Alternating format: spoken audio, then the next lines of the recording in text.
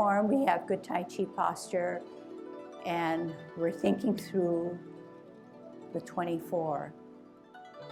When we're finally ready, we shift our weight so that our left foot becomes weightless, so it can make the open, rotate, take a deep breath in, wear your mittens, shoulder level, hands go for the ride. How do they go for a ride? My core is pushing me down. My flexing of my knee helps me. T stance, hold my ball. Ball is not here now, it's a little bit in, okay? A little bit in, 2 inches, chest level. Out on an L, move that ball, part the wild horse's mane. Sit back, sit down. Pivot, ball and T, L and ball, here it is. Sit back, sit down. Pivot, ball and T, L and ball, stretch. Half step forward, hold your ball. Spin your ball as you sit back on your back foot. Raise the right hand, raise the left foot. White crane spreads its wings. Drop your front foot, bisect your body. Look back at your back hand that's higher. Bring it to your ear, step out, brush your knee. Sit back, sit down. Pivot. Parallel and higher on a T, ear, heel, hand. Turn the hips and waist. Brush your knee. Sit back, sit down. Parallel, higher on a T as you multitask. Half step forward. Sit back on your back foot, rock the front foot. Play your lute on your heel. Center your front hand. Look at your back hand that's higher. Bring it to your ear. Turn your face. Meet in the middle. Repulse of the monkey. Center. Open. Higher. Look. Ear. Toe. Heel. Pivot to the middle. Repulse 2. Center, open, glance, weight on the back, lift, ear, toe, heel. Repulse of the monkey 3. What I tried to show you is that it's cumulative. Everything that we've tried to learn, such as the pocket, such as the shifting of the weight, and bearing all the weight in the back foot to get an insubstantial foot, is clearly seen in the repulsing of the monkey. If this foot had weight and you need to move it, you're going to have a hard time lifting it, so it needs to be weightless. But here again, we have safety measures. It's in the center and it's up higher, and it's not this way. If it's this way, we're going to have trouble. But we want to keep it in a little closer, and then we want to be able to look in the center. Visually, it's watching you, okay? Good Tai Chi posture, dropping those shoulders. Commencing form. Slowly drain the weight off of your left, up on your toe, open, toe, arch, heel. Hands rotate. Take a deep breath in as you elevate. Push down that water as you make yourself small. Ball and T. Out and to the side on an L. Move that ball. Part the wild horse's mane. Here it is. Sit back, sit down. Pivot out. Hold your ball. Move that ball to an L. stretch. Sit back, sit down. Pivot out, hold your ball, Ellen ball, like the wild horse's mane. Half step forward, hold your ball. Spin your ball to the right, lift up the right, lift up the left, set it down. White crane spreads its wings. Now check your posture. Do you have a bend in that front knee? It should come out straight, okay? So that's a real point there. Forces you to sit on your back foot as you hold up the crane. Hold up your wings of the crane. Is your left hand, is there a pocket or something closer? Make that pocket because they're the tips of the wings that need that diagonal. And are you looking forward? And is your weight on the back? Are you wearing your mittens? So separate your thumb away from the rest of the fingers, okay, in a loose way. All right. Okay, good. Bisect. How do you bisect now? You bisect as if you're cutting through your body to the 2 inches below your navel. Then you're swirling back, higher and parallel. All right. Okay, I know where to help you now, okay? Go back. So far, so good. You're gonna have to brush up the white crane spreads its wings a little bit more.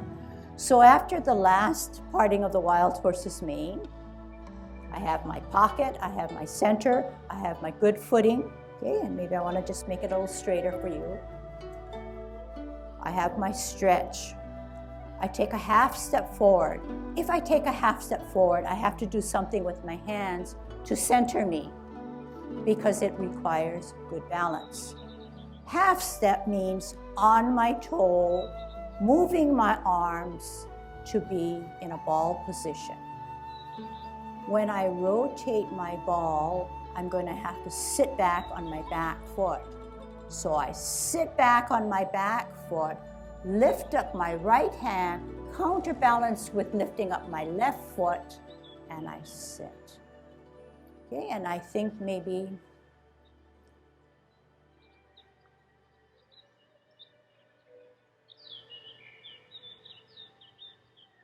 something like that, okay? So you want to be able to multitask again. And half step, sit back, look, draw it up, sit.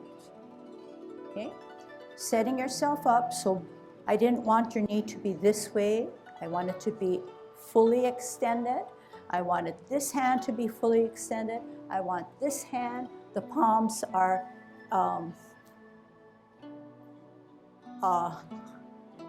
meeting the opposite way, the palm is facing the opposite way, rather than with this way, which some people do, but we'll do it this way for styling. Then it sets us up, my weight is on my back. I'm going to now bisect. So all I do is turn my hand in, come down towards my navel, okay? This way, bring it in, turn towards my navel, drop my foot, and then come back on a spiral, bring it up. Okay, I'm going to turn around this way, the back, so you can follow now, okay? All right, so we're going to do the first or the last parting of the wild horse's mane, which will get us into white crane. So we're on a T, left hand on the bottom, holding our ball, weight rooting down. Out on an L, move that ball, part the wild horse's mane. Half step forward, hold our ball. Spin the ball to the right, lift up the right hand, lift up the left foot, set it down. White crane spreads its wings. Come in, bisect, left hand swirls to the back, look and glance, lift the front foot, bring it down, brush knee one, spiral, and then set, good pocket, good centering. Sit back, sit down. Pivot out, parallel and higher. Ear, heel, hand, turn the hips and waist. Brush knee, 2. Good pocket. Sit back, sit down. Pivot out, parallel higher on a T. Ear, heel, hand, turn the face. Brush your knee. Good pocket, good stretch. Half step forward. Sit back on your back foot. Weight down on the back, rock the front. Set it on its heel. So when you play your lute now, and I'm going to turn around, you're going to keep your position. The left hand centers your body. The right hand, the palm is more in line with your bend of your left elbow. And the hands are not parallel, but they're slightly dipped towards each other. I kept you here a long time, which I have been. You will feel the ache in your back leg because your front foot is weightless. It's holding the weight. So what are the parameters of playing the lute? The left hand centers your body. The fingers are curved more inward than straight and parallel. The right hand is dipping towards the elbow of the left hand. The weight is on the back. The weight is on the back because you're going to drop your front foot, drop it. Left hand centers, opens, glances, and you're ready to then do a backwards motion. There was no shifting of weight because just like now, the weight should be in the back. Therefore, the insubstantial foot can come up, back, down, in, and out. And then, weight on the back, right, center, glance, higher, lift, and ear for a safety measure. Come in with your heel, pivot on the ball of your foot, of the front foot, meet both hands in the middle, slide forward, slide back. Center, higher, open, weight on the back, ear, toe, heel, pivot, middle, slide. Okay, so when you slide now, this hand that comes here cannot go like this. It slides almost in line with your hip. Try not to be short of the hip, neither beyond your hip. So on this side, same way, when you slide, I'm looking at the hand that sits to the side. It needs to sit to the side rather than fall short of the side of your hip or fall beyond the side of your hip. Okay, so that take into consideration. So repulsing of the monkey being a backwards motion is very difficult. But if you can tear it down and break it up and see that everything that you do in repulsing the monkey helps you to be safe and stay in balance. So when we played our lute, you recall that I said that the weight is on the back. If the weight is on the back and we're showing physically, mentally that we have that energy stored in the back, it will help us when we drop the front foot, thinking about how we're going to repulse the monkey, and we're looking or glancing. When I say glancing, or sometimes I interchange, I'll say look. I don't mean for you to turn your neck to look. So it's actually just glancing by seeing it at almost like you're at your corner of your eye. This is a safety measure. My weight is already on the back, set me up already. I bring my hand in the area of the ear. At the same time, I can do this, like a counterbalance. If I were to do this and do this, it's not giving me the support. Therefore, what's the answer to getting it correct? The answer is obvious. I do not have any weight here. All my energy is in my back. If my energy is stored in my back, I can lift. If I have the energy here, I'm going to have a hard time deciding how to bring that lift. I'm going to have to retransfer to here. Therefore, get it correct first, right in the beginning when you're playing your lute. Center, not to the side, not to the back, but somewhere further back, but not too much back. As you center and you open, your glance is at the corner. Weight on the back. For safety now, you're going to lift and bring this up, this down, this to the middle, and this way. So what did I do after I lifted?